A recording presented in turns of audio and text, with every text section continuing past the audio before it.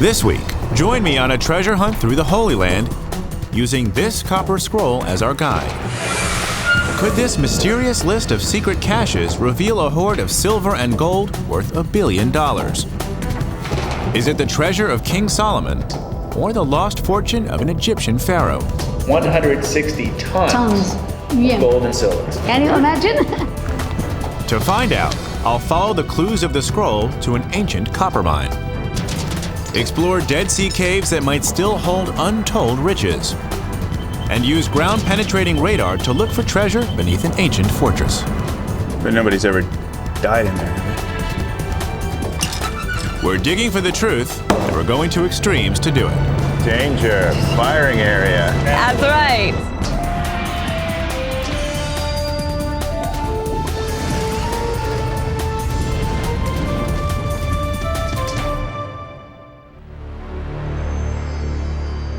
Welcome to the room of the Dead Sea Scrolls. First discovered in a cave in 1947, these are perhaps the most important artifacts in biblical archaeology.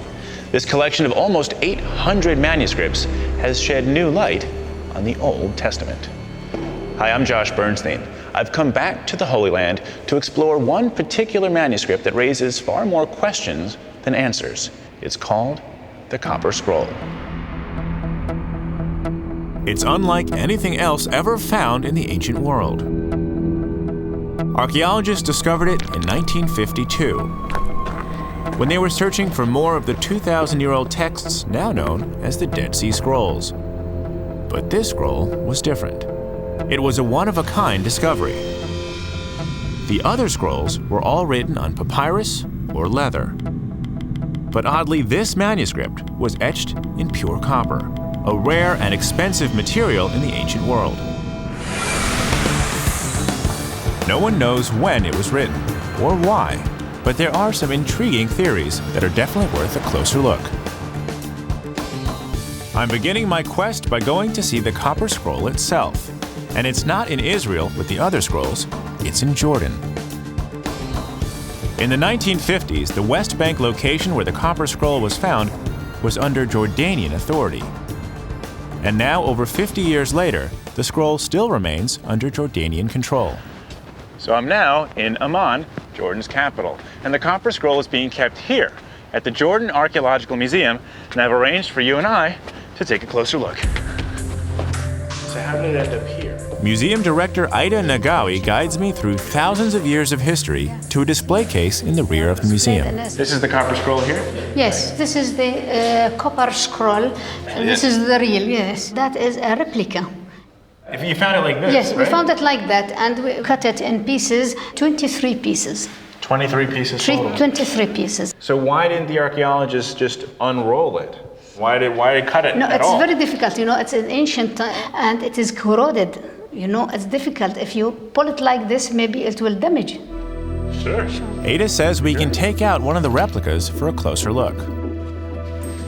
This one contains the last 3 columns of the 12-column scroll.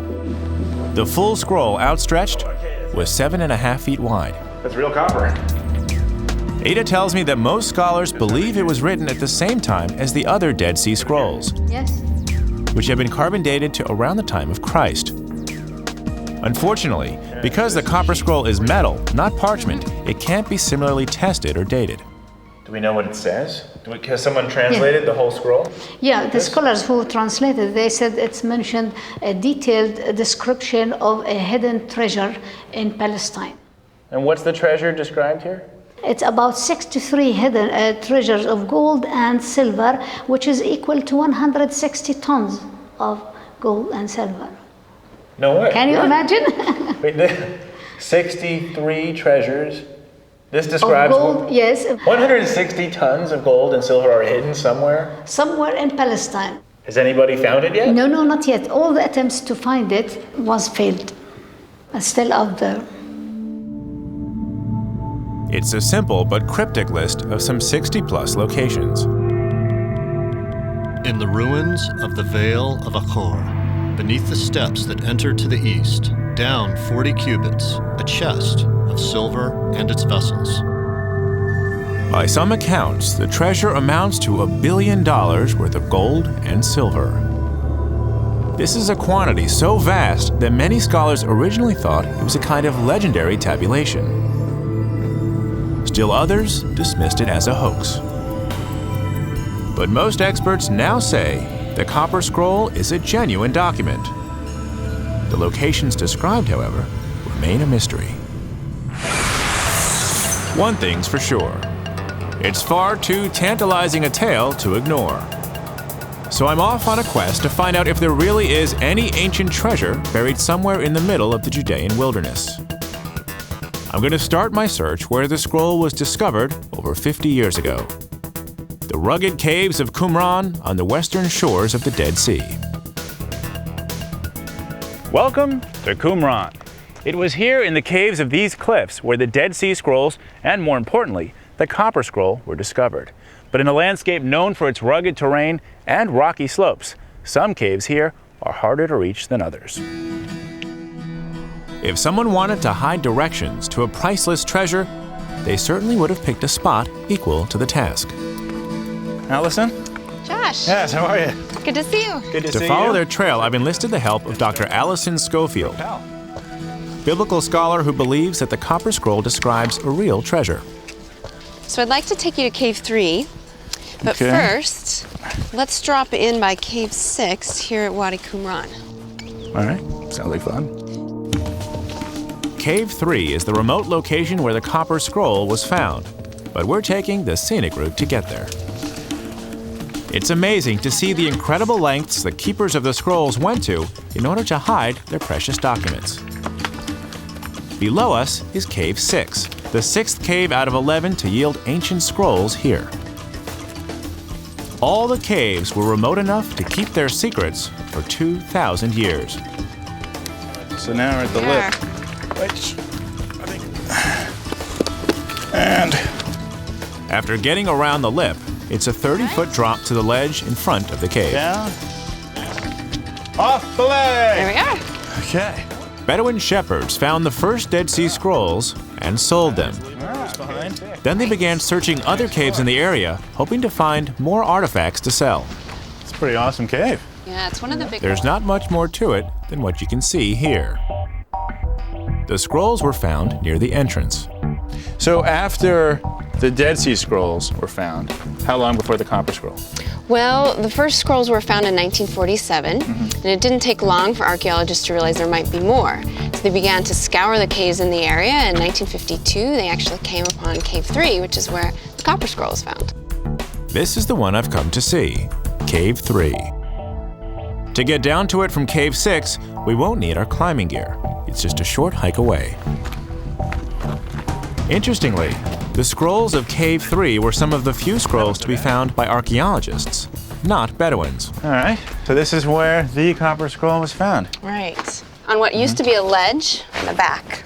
How far back? I was hoping to crawl in there, but Allison says the Park Service has closed the cave to protect breeding bats. Okay, so it's like an ecological thing. Right, so they Don't just need disturb the bats. Okay, but it's not that deep. I can see kind of where things may have been. Yes.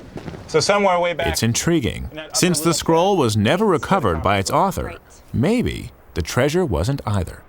It seems like there's a double mystery here. Like, one, it's on copper. Why? And two, the content is so unusual, unique compared to the rest of the Dead Sea Scrolls. Right. The Copper Scroll is much more of an archival text. It's very boring. But it's a treasure map. How boring can a treasure map be? Well, it's not boring to me, but it was written. It has Ah. no once upon a time. Okay. It's just written as if it were a bookkeeper's ledger.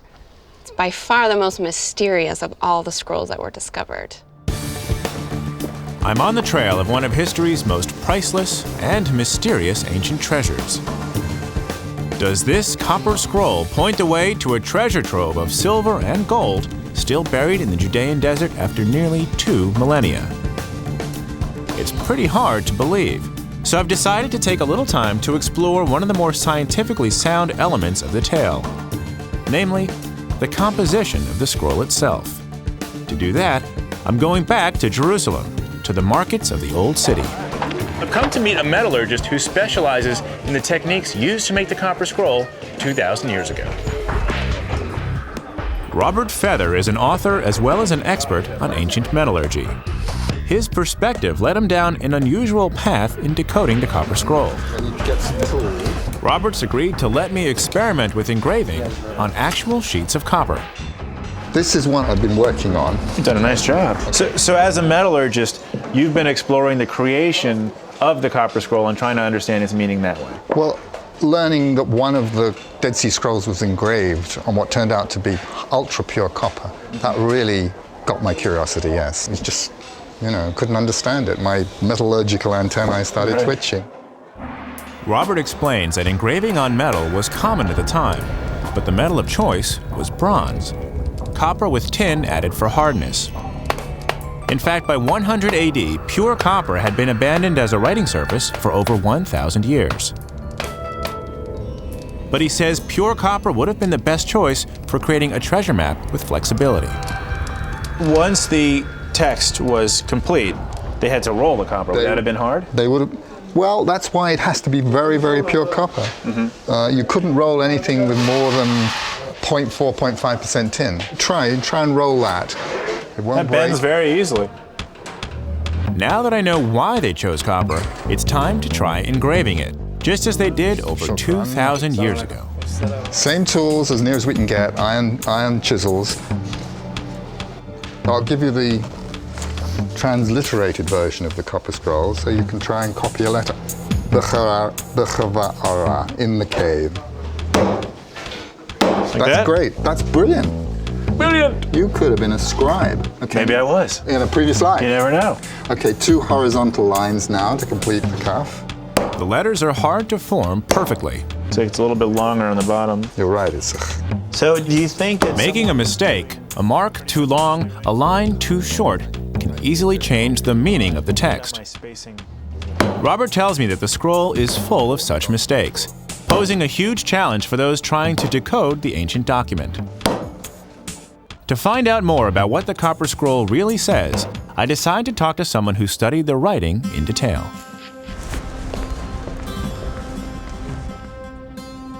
I've come to the King David Hotel in Jerusalem to meet Dr. Kyle McCarter, an epigrapher from Johns Hopkins University. How are you? Hi, good. He's been studying the copper scroll for over 20 years. Great. He believes the errors in the document betray the true intent of its makers. These are mistakes that are not the typical mistakes that scribes would make. What kind of mistakes? Well, he misspells words. He puts the final letter on a word where we can tell what he's writing, but he writes the wrong letter. And this is not the kind of mistake a person who can read a language makes. As if you and I were copying something, we could speak English, but we couldn't read it. Yeah. And we saw a Q where it was partly damaged, we thought it was an O. If you spoke English, you'd never put an O in the place of a Q because no word would make sense that way. But if you were illiterate, you might make that kind of mistake. And this is what he does. He occasionally makes mistakes by putting letters that are clearly inappropriate. Kyle has identified over 30 such mistakes in the text. He says the scribe got accustomed to writing letters without knowing what they meant, and began mixing them up. For example, here the scribe wrote the letter Nun, when he should have written the letter Resh, to spell the word Chafur, dig. I think he was a coppersmith, but I think he was probably himself illiterate. If someone had this master list that was very important, why would they turn it over to a coppersmith who wasn't literate enough to copy it perfectly? Precisely because he was illiterate, because they didn't want him to know what he was writing. In other words, this was hidden property. It was a secret. I guess that makes sense, because you don't want him reading this and saying, I'm not going to copy it, I'm just going to go dig up the treasure myself. Absolutely. Yeah? Kyle's theory is that someone drew up a list of the treasures and their hiding places on papyrus or leather. Then an illiterate scribe was hired to copy the document onto copper, a material that was sure to last a long time. But whose plan was this? The scroll itself is silent, but we can guess. Who, at the time that this document was being written, would have had that much wealth? It's very hard to think that any institution in Judea at this time would have had this much money except for the Jerusalem temple.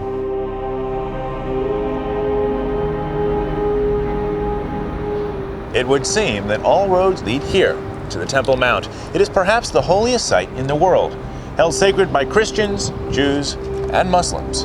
It's a site that has witnessed some of the Holy Land's most monumental events.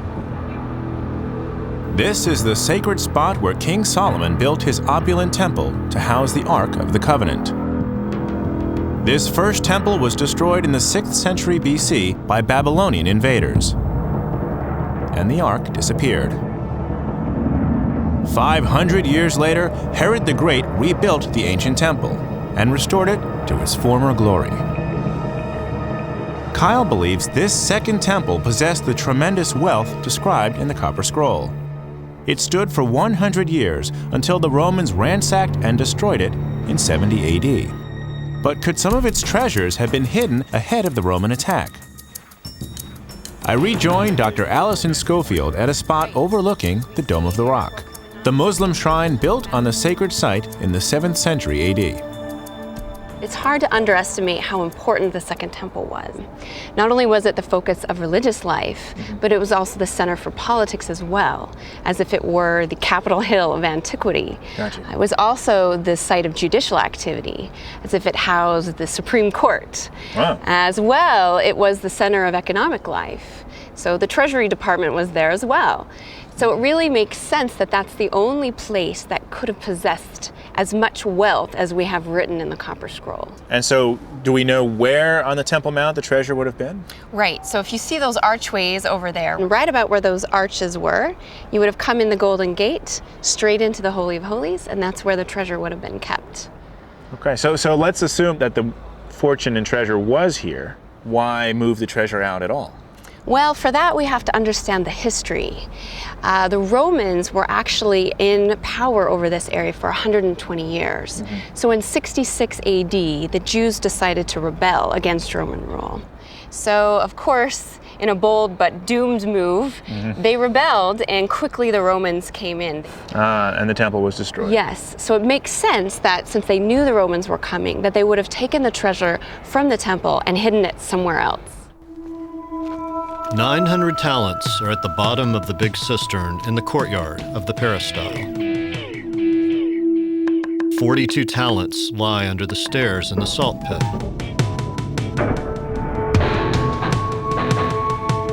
65 bars of gold lie on the third terrace in the cave of the old washer's house.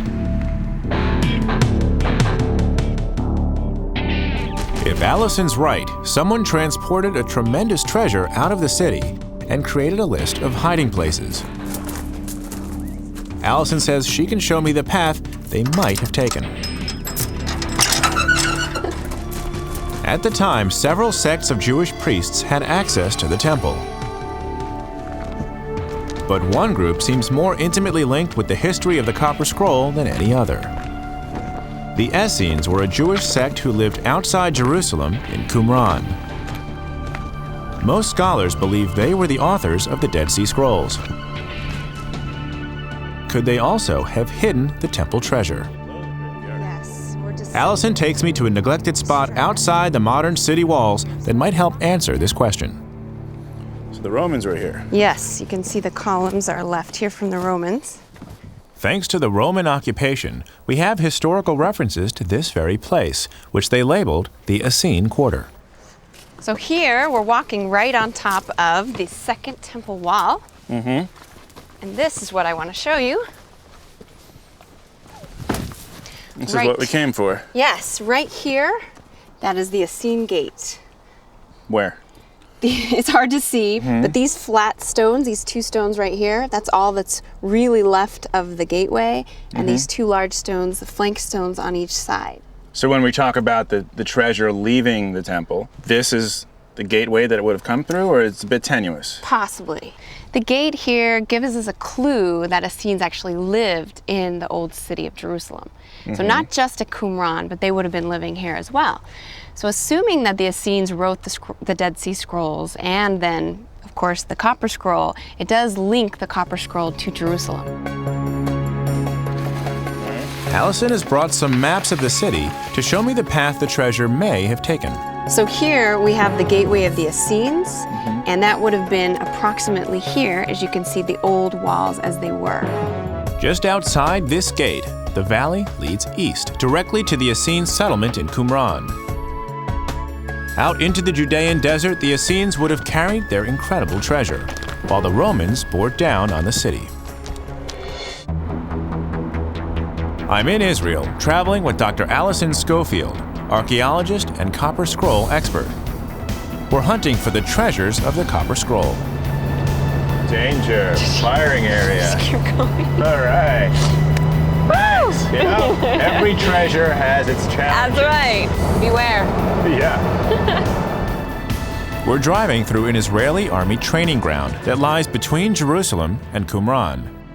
Allison says that the items listed in the Copper Scroll were probably from the treasury of the Second Temple.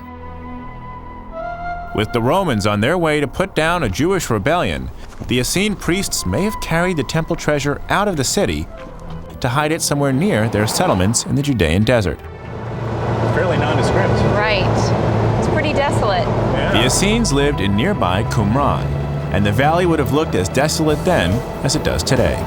Really, we can just pull over anywhere. Right. This is it.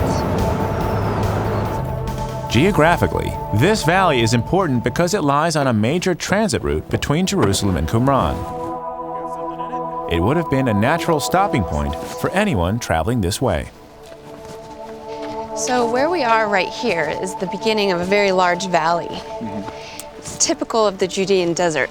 As you can see, there's not a lot out here. There's a lot of sand and sun, and maybe a few $1 billion of treasure. Right, if only we could find it. But where to begin is another story. Okay, so this valley, though, is mentioned in the Copper Scroll. Well, this is the best candidate for the Valley of Achor. So in the first line of the Copper Scroll, it mentions the Valley of Achor. Look at that. I've got my scroll here.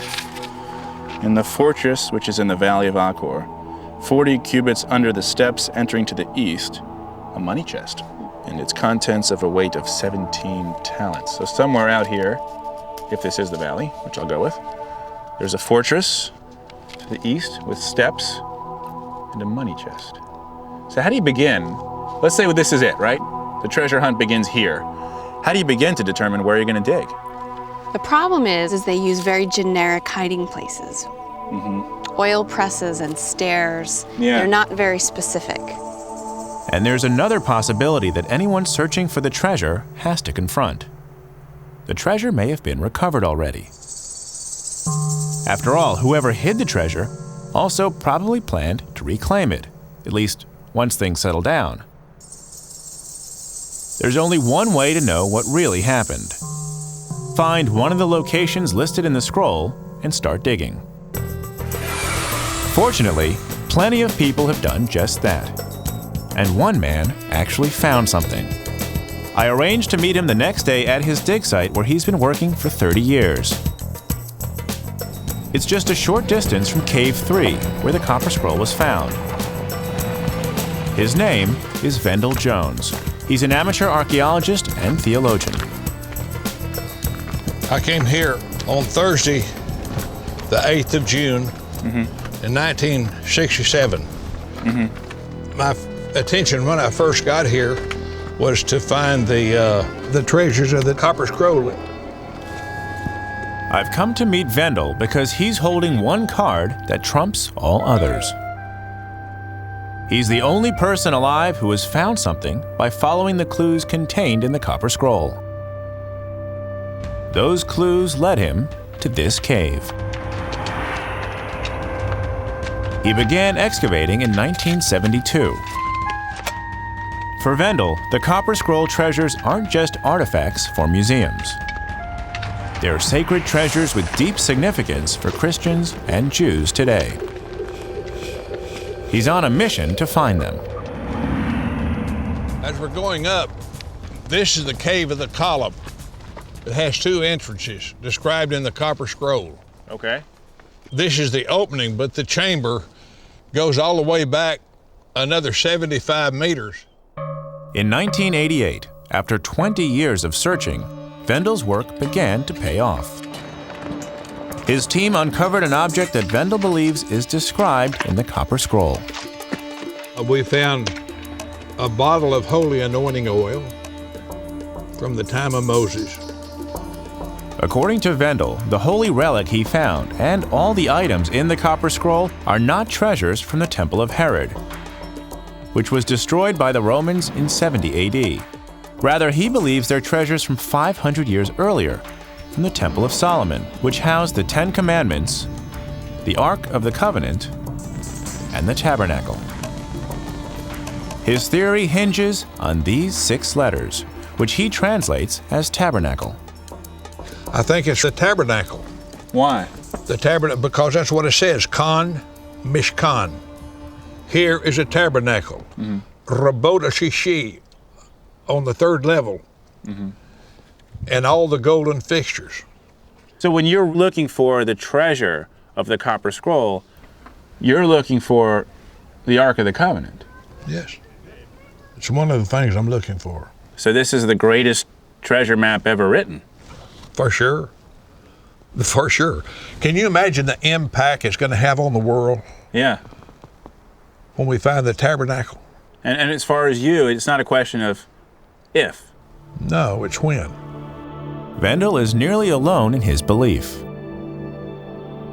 Most archaeologists who've studied the jug believe it's typical of the Second Temple era.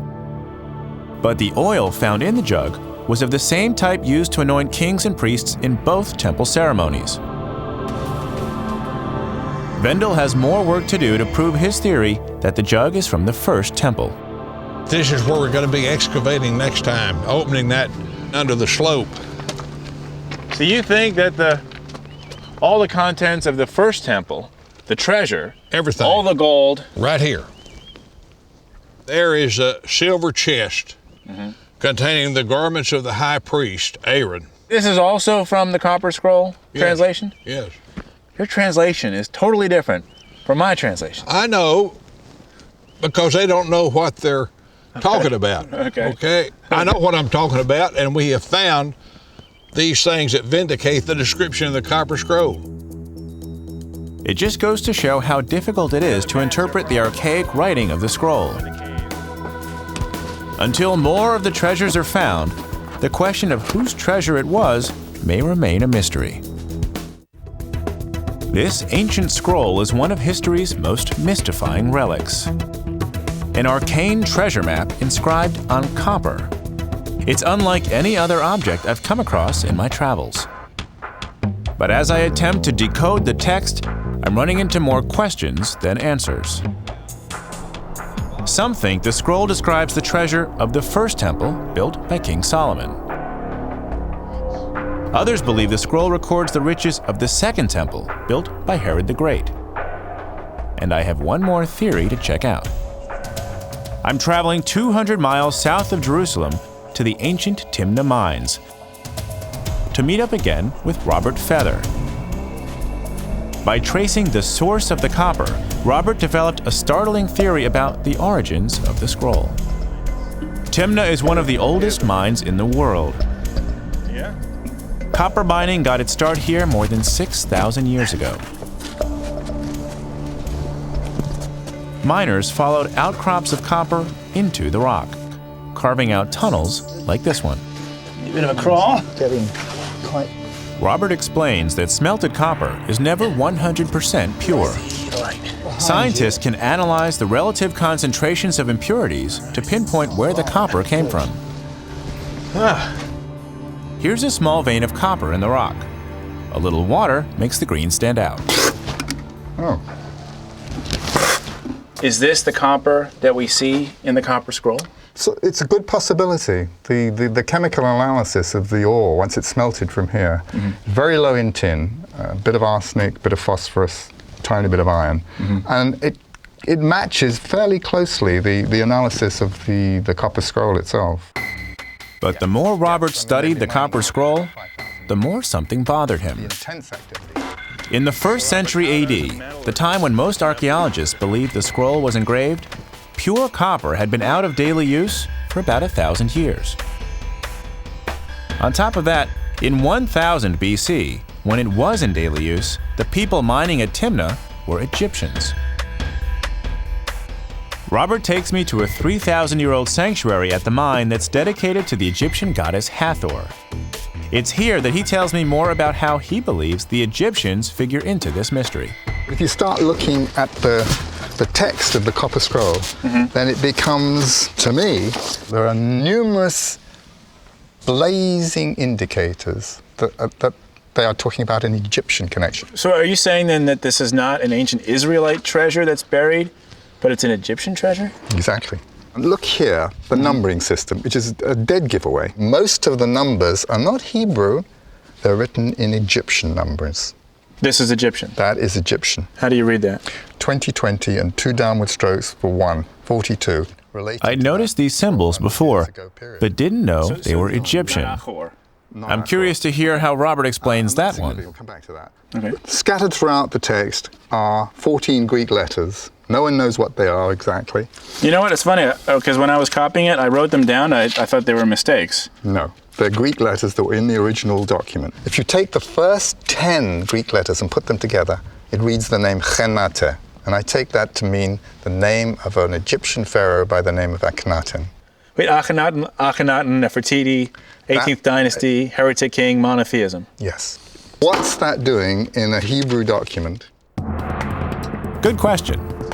I'm familiar with Akhenaten. In 2004, I visited the tomb of one of his priests. His queen was the famous Nefertiti, with the distinctive crown. Akhenaten and Nefertiti built a new opulent capital called Akhetaten, now called Amarna. They started a new religion there.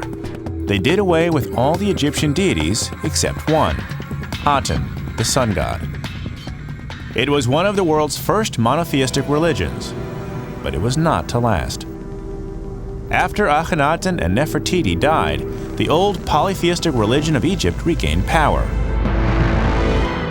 Akhenaten was branded a heretic. The record of his reign was erased from Egyptian monuments, and his temples were destroyed.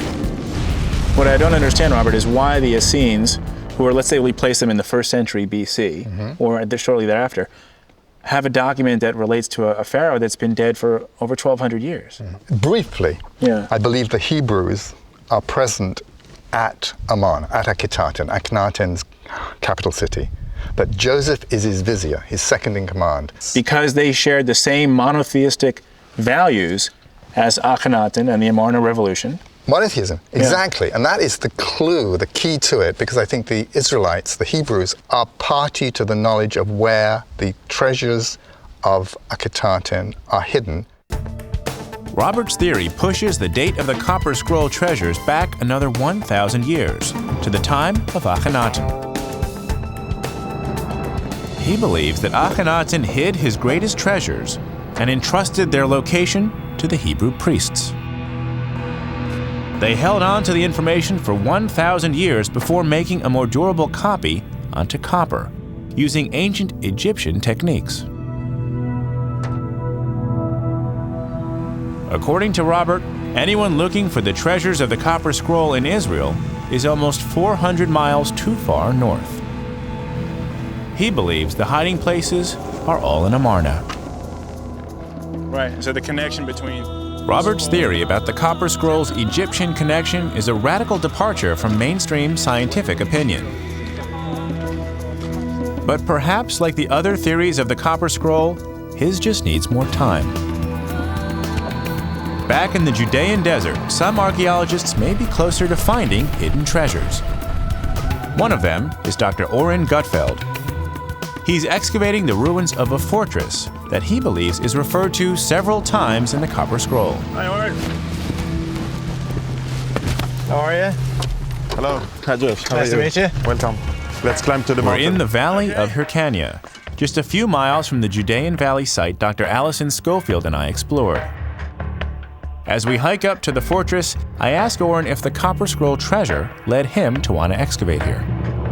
But were you an active treasure seeker looking for... No, I was visiting the treasure? site Yeah. for a few times. Hoping to find something? Look, we're not the treasure hunters. Yeah. We are archaeologists. Okay, well, but if you happen to find some gold. Sure. Welcome to Hokania. Hyrcania. The view from the top is spectacular. This is the fortress. There's disagreement about whether the scroll speaks of a fortress or if the word simply means ruins. But either way, this place fits. If, as Oren believes, the scroll describes treasure from the Second Temple. Why? Because we have written records of the fortress being used in the 1st century BC, plus clear evidence that it was abandoned by 70 AD, the time when most scholars believe the scroll was written. Look at the mosaic floor, more than 2,000 years old. The scroll describes at least 3 hiding places in or around a fortress or ruin situated above a valley called Ahor. And we want to do the restoration. No valley is called Ahor today, but most scholars agree it was most likely what's now known as the Valley of Hyrcania. What we see over here is the Vale of Ahor, the Valley of Hyrcania that identified as the Vale of Ahor mentioned in the Copper Scroll. This is the only ruins above the Vale of Ahor. So you're saying that when it says, in the fortress, or in the ruins of the fortress, which is in the Vale of Ahor, that's here. That's here. 40 cubits under the steps entering to the east. Exactly.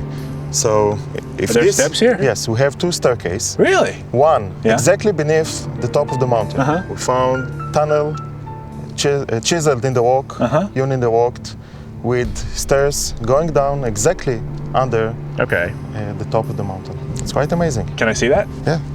Okay. Let's go. I've been looking for this place. Now we're getting somewhere. The trail of clues from the Copper Scroll has led me to the 2,000-year-old ruins of Hyrcania, about 10 miles east of Jerusalem. The painstaking work of excavation is just beginning here.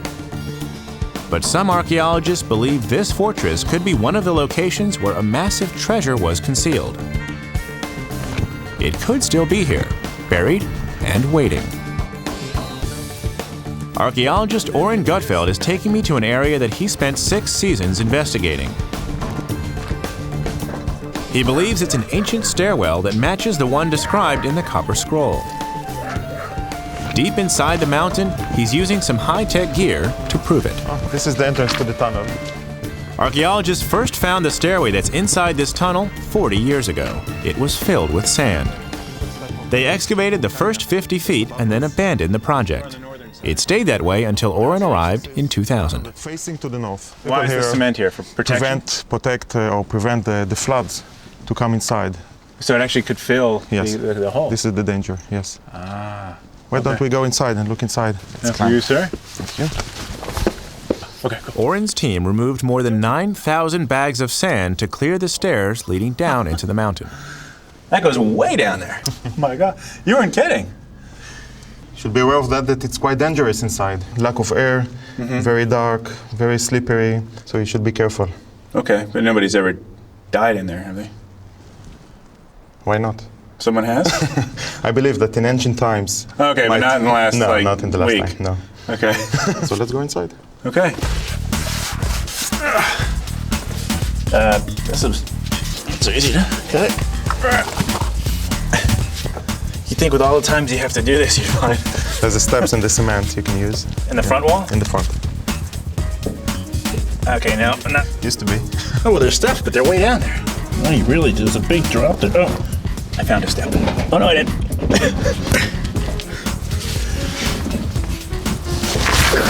Okay? Yeah. And now I'm going to watch you do that. Okay.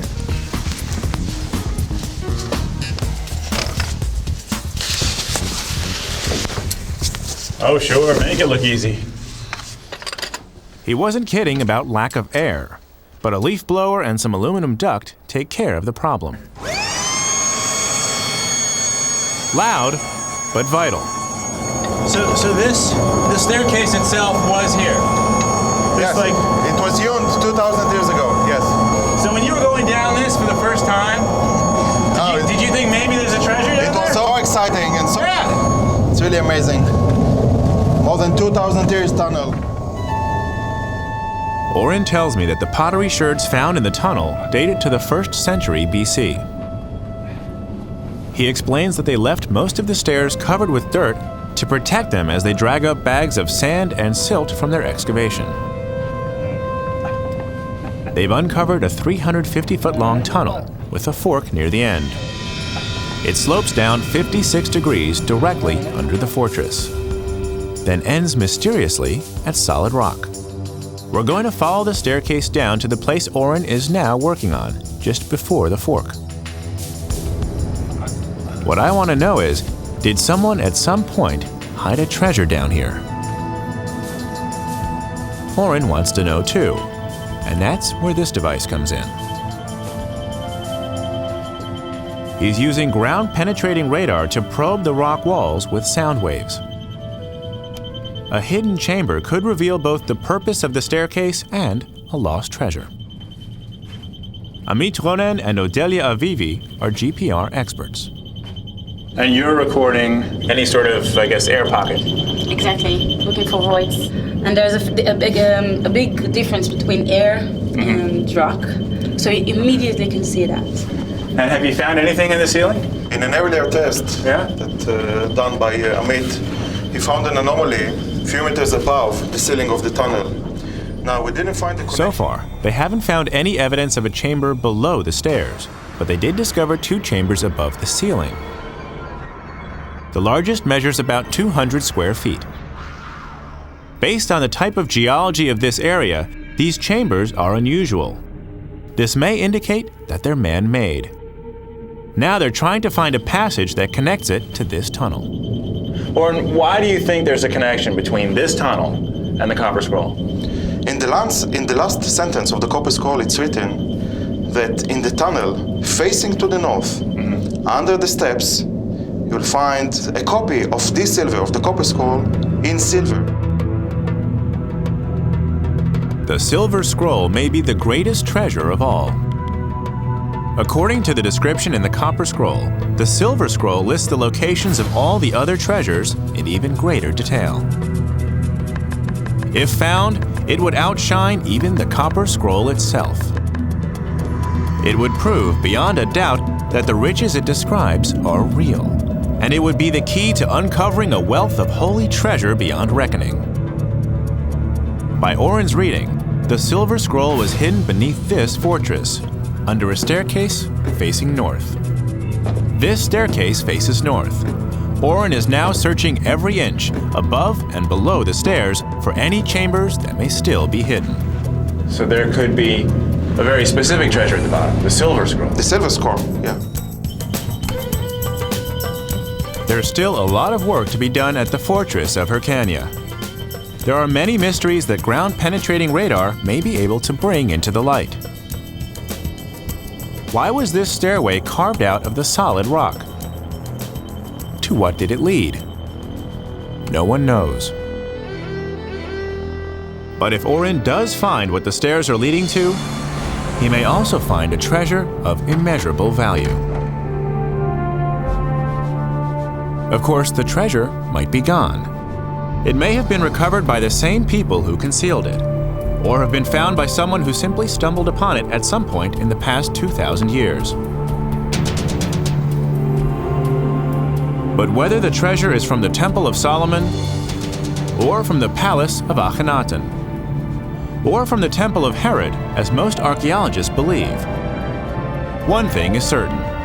The allure of the Copper Scroll continues to inspire the curious, and the search for its riches goes on.